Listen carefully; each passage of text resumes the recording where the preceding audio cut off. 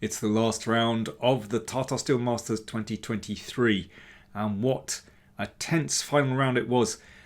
Nuribek Abdusattorov in the lead by just half a point ahead of Giri. Now let's look at the game between Anish Giri and Richard Rapport. Giri really knew that only a win in this final game would give him a chance of first place, perhaps tying for first. You never know. So let's have a look. E4 from Giri. C5 from Rapport. Well, I'm sure that Giri would have been delighted to see C5 on the board. It makes playing for a win easier somehow than E4, E5. Knight F3. D6. You can never be sure which opening you're going to get when Rapport is playing. An open Sicilian. Now, what's Rapport going to do? Najdorf, maybe? Well, he goes for knight c6. Now, white has quite a few options here. You could play bishop c4. Bishop g5 has an excellent reputation for white. So this is a Richter-Rouser. Well, at least if black plays e6 it is. But instead, Rapport played a slightly unusual move, g6. Now, black wants to head into a dragon where the bishop is just a little bit misplaced on g5. But of course, there is a big drawback with playing g6. White is able to exchange on f6, and that damages black's pawn structure. You can see there's an isolated pawn on d6, but not only that, the d5 square in front of it is weak because the pawn can't come to e6. There's no e-pawn basically. So it's a curious system, but actually, if you have a look at databases, this has been played quite a lot, certainly in online games and rapid games, because it's not an easy position for white to control. Let's look at it from the other side. What has black got? Well, black has two bishops, in particular that dark-squared bishop, although it's a bit blocked in at the moment, actually has real potential because it has no opponent. Let me give you a little taste of what can happen. The most the most obvious move for white here is bishop c4. It's on a good diagonal and it covers the d5 square. Bishop g5. Now what if white plays in a very direct manner just to take that pawn? Queen takes. Now f5. So black is a pawn down, but that bishop is flying across the board, and soon this bishop will also enter the game. Now black has serious compensation in that position. But it's interesting that Giri actually responded quite quickly as white. He played bishop b5. So although this is an unusual variation, well, it shows how well he knows his theory. Threatening the knight on c6, of course. Bishop d7. Yeah, should be played. And then he puts the bishop back on c4. Now this is a very clever idea. Rapport plays the bishop to g7. And then Giri exchanges on c6. Of course, in an ideal world, black would very much like to recapture with the b-pawn to cover the d5 square, but then queen takes d6. That's a very healthy pawn to win. Black isn't castling. That's why the bishop was dragged to d7, so that the queen is no longer protecting that pawn. So in this position, black has to recapture with the bishop, and then white castles.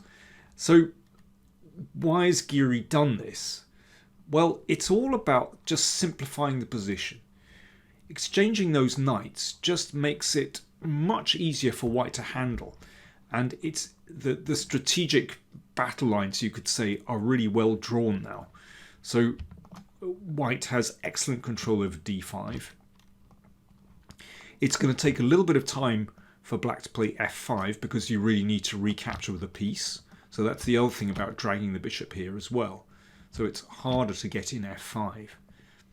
So it basically just simplifies the position, but in a good way for white actually. Black castles. Queen d3.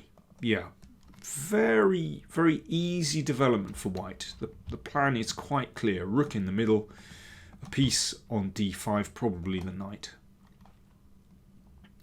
Rook c8 from Rapport. Well, this is good strategy. Black needs to try and use these semi-open files. And knight d5. Simple chess, just occupy the outpost. And that means that white can play c3. Now that's a really important move, because whenever black gets in f5, sometimes black will simply sacrifice a pawn with f5 just to get that bishop going. But here, well, even if f5 comes in, then it's just hitting on a big rock on c3. So I think Giri has handled the opening phase excellently. He wasn't phased by Rapport's kind of curved ball here at all, and has handled it very nicely, very pragmatically, not going for a massive advantage. He's not trying to refute this line, but just going for a solid, safe edge. Very, very typical of Giri's style. It's good pragmatic chess. Bishop d7 from Rapport. So that opens up the rook against the bishop. But also, well, it's clear what he wants to do. He wants to play f5 to bring that bishop into play, to straighten out the pawn structure and give that bishop a diagonal as well. So Giri had a little think here and played the bishop to b5. That bishop exchange is certainly desirable for white. For example, bishop takes, queen takes. You can see that knight can't be challenged by the bishop now. It's harder to get in f5 successfully, and if black goes in for rook takes e4, then actually queen takes. Well, it starts to get a little bit complicated, but basically white is doing very well there. You can see this bishop is nothing special. That knight is excellent. After bishop b5, Rapport therefore decided to play bishop c6. So that just keeps things steady, because white certainly doesn't want to take here, and the knight would have to retreat.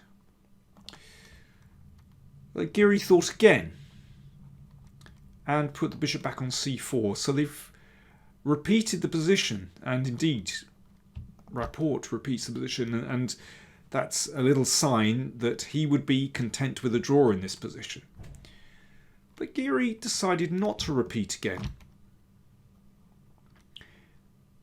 He was comfortable with his position, clearly. It is a very comfortable position for white. I don't think white risks anything here at all.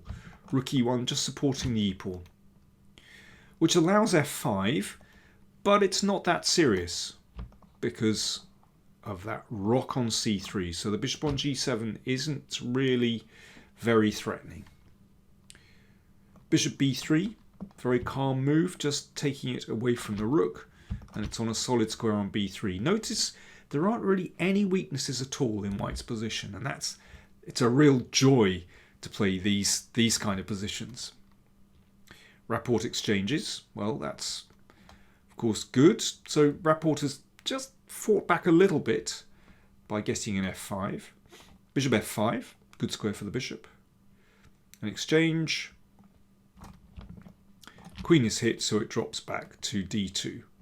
And bishop e6, an excellent square supported by the pawn, and just keeping tabs on that knight as well. But white is still better in this position. It's a very safe advantage. As I said before, it's such a typical Giri position. He risks nothing here, whereas black just has to be a little bit careful. Queen d7. I mean, this is the only real weakness in black's position. But it means also that isolated pawn means that the knight is very safe on d5. h3, nice, gives the king an escape square, but takes away that square from the bishop. b5, right, this gives black some counterplay. if black can get in this minority attack successfully, then you can see that'll open up the bishop and open up lines for the rook as well. So in principle, it's a good idea. But white is playing on the other side of the board. Queen f4 is very nice. Just looks at that pawn, but also now knight f6 is introduced into the position.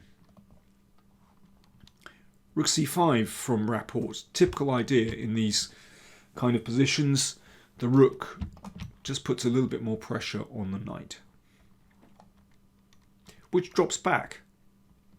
And Giri would very much like to see an exchange of bishops here in this particular position. This is attacked. If rook e5, then b4. So again, it's just uncomfortable for black. You can see that black has two weak pawns here. Not just the pawn on d6, but that a pawn as well. You never know when white might switch to attacking the a pawn. You know, perhaps in combination with the queen somehow. And that knight is on a beautifully solid square. So knight e3 just played. Bishop e5 hits the queen, which moved to e4. Nice centralization. King g7. Only problem with king g7 looks like a normal move, just sort of covering those dart squares, but it leaves the bishop slightly out on a limb, which Giri exploited. My computer would like the bishop just to go back to g7. Super solid. Anyway, king g7, and now f4. So Giri decides, right, now is the moment to seize the initiative. And here he went for it with g4 and just increased the tension on the king side. Went for a squeeze. Bishop takes bishop, however, looks like a very promising way to play. And in some ways, I think this is a more Giri, typically, Giri-like way to play. Typical Giri. Exchanging and then playing knight g4. Just playing with pieces. So rook e1 is threatened to attack this. And that's a little bit uncomfortable for black. I do like it that the knight always has the bishop in its sights as well. But g4, he went for it. You know, you can see that this is rather threatening. So it certainly increases the pressure on the king side. h6. And again, exchanging is very interesting. I should mention, of course, that queen takes is not terribly good. That's a clear pawn. But pawn takes again. And here h4 is very interesting. Because bishop takes pawn is impossible because of queen d4 check. And watch out, there is a pin on the d file. And after h4, white might play g5, might play h5. That's very tricky for black. But Giri went for bishop d5 instead. He wanted to just shut out the rook. So it's interesting how he combines these different ideas. You know, some aggressive ideas like pushing these pawns, but then kind of puts the brakes on. And bishop d5 just shuts the rook out of play. Rapport exchanges, so that knight looks beautiful on d5. But now black gets a little bit of activity. Rook c4 and queen e6. This is good from Rapport. The queen takes hold of the open file, and you never know, that rook might be able to switch over as well. And in any case, it's looking good on the fourth rank. f5. So things start to break open, and this is a really tricky position now. Knight f4. The knight swings round, attacking the queen, but also looking at knight h5 check. Queen e5, knight h5. Okay. What would you play with black? I need a quick answer. Black to play. What are you going to do? Well, Rapport got it wrong. He moved the king up to g6. King g8 is still okay for black. Giri said after the game that he was analysing queen a8 check. I repeat, this didn't happen. And there's a fascinating variation. And now queen e8. And at first he thought this was winning. But black can hold. What a tricky move. If queen takes queen, then knight takes bishop, forks king and queen. I mean, that's not an easy move to defend against. Queen takes pawn, check, threatened. That's actually pretty nasty. In fact, black can defend, not with rook c7. Rook d5 is an excellent response, and once again, queen takes, knight takes, bishop is winning.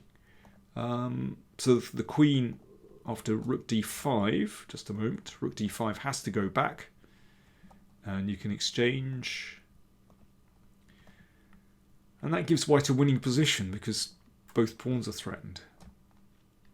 But there is a good response, and that's bishop g7, allowing queen takes pawn, but then at the other end of the board, it's a draw by perpetual check, and so on.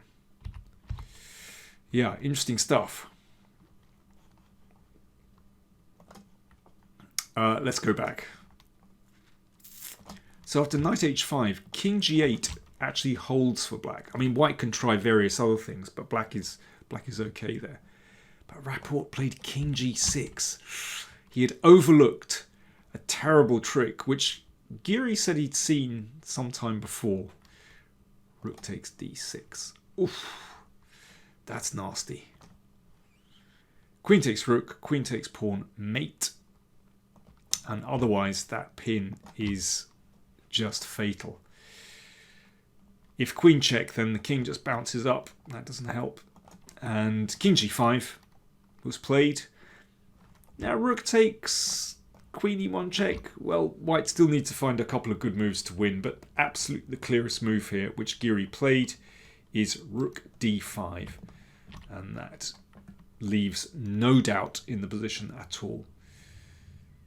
Queen e1 check, played, king g2, bishop e7, rook takes f5, king h4, and now Giri, typically pragmatic, didn't play for checkmate, but just exchanged queens, and here Rapport resigned. Okay, let's just take a quick look what happens if the queens are exchanged. Rook h5, mate threatened. If bishop g5, then rook takes, threatens knight f5, mate, and white is 2 pawns up. And otherwise, rook c5 prevents the mate, but b4 is a very cruel move, pushing black into exchanging. And then the knight fork wins the bishop on e7. That really is the end of the story. So I thought very nicely played game by Giri, who really controlled events throughout, even if there were moments when perhaps he could have played a little more precisely. Still, he was never in doubt here. He was always better. Rapport was always under pressure in this game, and finally Rapport cracked. Now, what was going on in the Abdusatorov game? Well, he had white against Jorn van Foreest, and he was slowly outplayed in an endgame. It was extraordinary, actually. I think Abdusatorov had a decent position to start with, but I'm afraid it just went slowly downhill. I think he lost his nerve in that final game. Poor guy. He really played a fantastic tournament. But let's return to Giri. I think we saw a very impressive performance. Just a reminder, Giri finished with 8.5 out of 13. Abdusatorov and Carlsen on 8 out of 13. Carlsen won a really fine game in the final round. Giri scored 4 wins and 9 draws. A typical performance from him, actually. He was extremely well prepared. He took his chances when they turned up. For instance, that fantastic game against Gukesh, you remember this wonderful idea, rook c2, which finally led to this tremendous attack on the king side. Just a brilliant game, a brilliant attack. But there were times when there were complications, but he didn't push it too hard. For example, his game against Erigaisi in the Slav, he came very close to winning that game, but didn't quite manage it.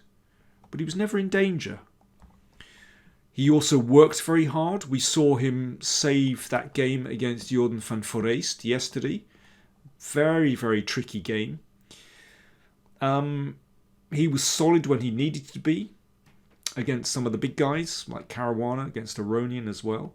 And don't forget, he defeated Magnus Carlsen in a superb game when it counted in this Queen's Indian. So he took his chances extremely well. But he's not a maximalist. 4 wins, 9 draws. He didn't go all out as Carlsen did whenever he plays, really. If you look at Carlsen's performance, very different story. 2 losses and 5 wins. On another day, Carlsen would have lost those 2 games. But, he's striving for the maximum all the time. But not Giri. And he was satisfied with a good performance. And it was an excellent performance. And the first time that he has won the Tata Steel Masters. There we are. Well, I hope you enjoyed the coverage of the tournament on the PowerPlayChess channel. If you're not a subscriber, then do click that subscribe button. Of course, click the bell for notifications for when we upload new videos. If you want to support the channel, do check out PayPal or Patreon. If you check out Patreon, you get newsletter, videos, extra videos, depending on what level you subscribe at. Thanks very much for watching, and thanks for all your comments as well. See you soon. Bye now.